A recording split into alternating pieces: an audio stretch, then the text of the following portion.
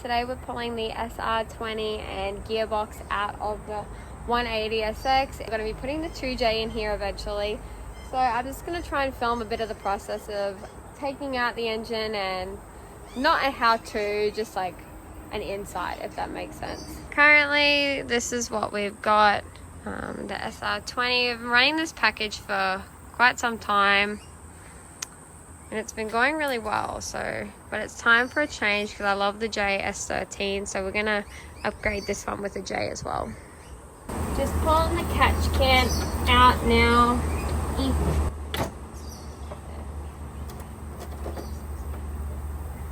Under that catch can was so festy. Look at all the build up of like greasy dirt. Bad first, gotta take off.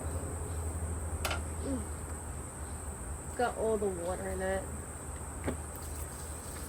Just gonna let it go on the ground, unfortunately.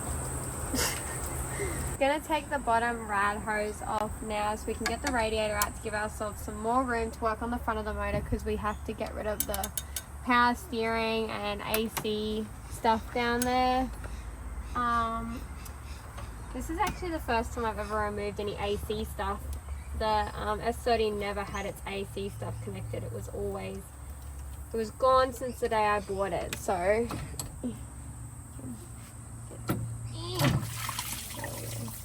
just gonna let that leak out. I'll be back.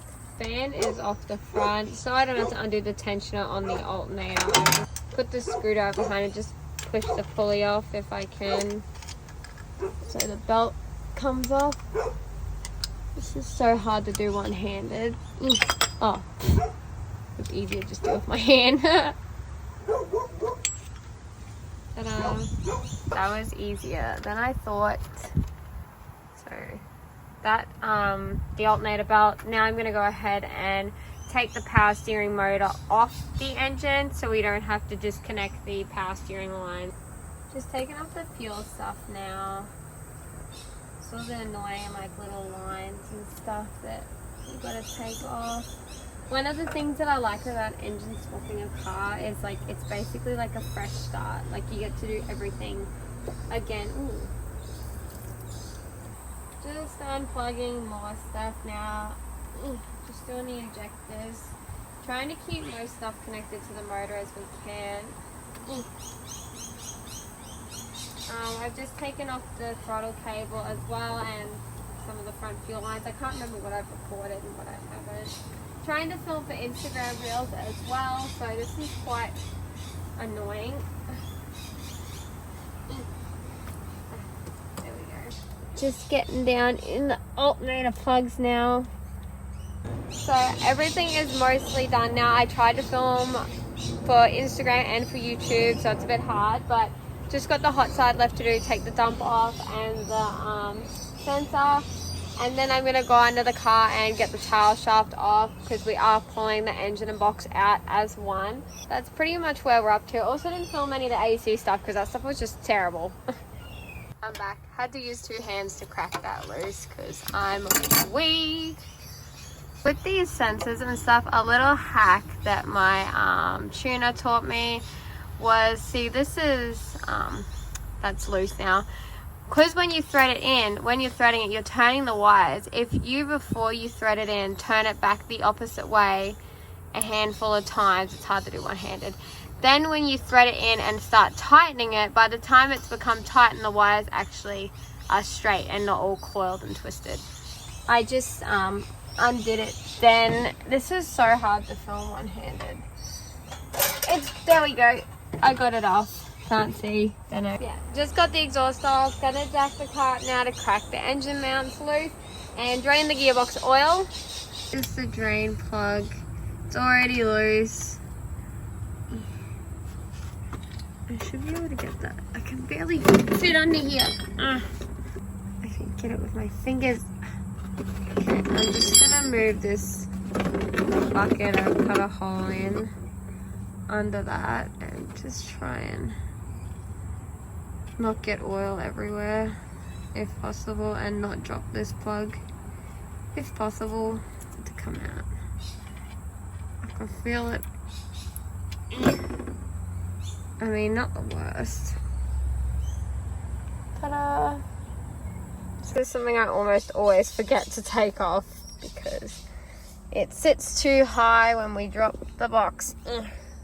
And then take the trim off as well. Again with the GK Tech parts, this is the shifter relocation for a CD09 or CD box.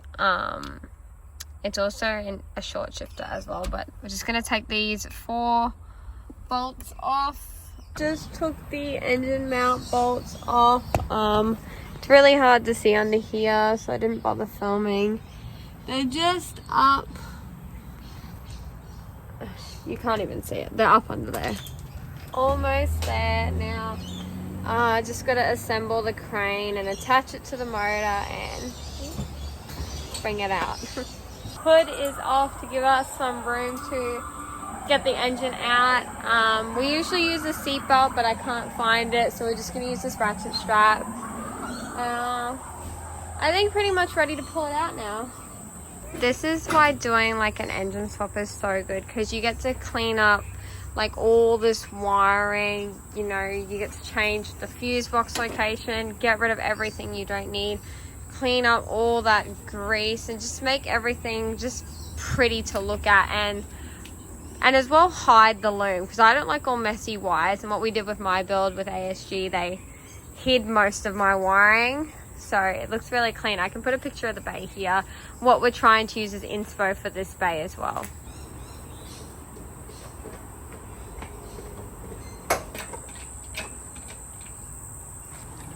Had to put it back on the 500 kilo setting because it's a little bit of a hill here, you can't see it, but the crane was wanting to tip forward. This was once an engine mount. Look, when I jacked the motor up, this just fell out. Like, that's terrible. But mind you, like, oh, I put a dent. What did I, ew, look at my, I put a dent in it.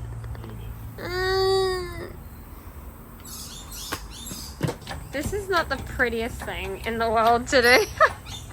No, whoops. That's why. So the lifting stage is where you find out the things that you forgot to disconnect. This is one of them here. Wonder why it was feeling a bit tight. This line is still connected, and one line or one ground is still connected. Honestly, I also forgot to disconnect the starter motor.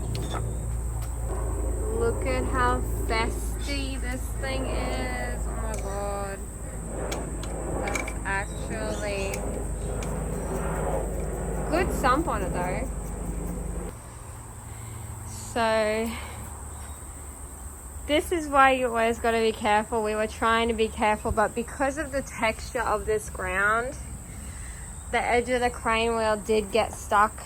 We just couldn't keep it upright. It just tipped, and better to run away than to get squished. So that is where we're at. The sump that I just said was nice in the last clip has is now deceased, but at least we still got all our toes. That's the main thing. Everything down in here is all so greasy. Like, look at that. Okay, just gonna lift it off.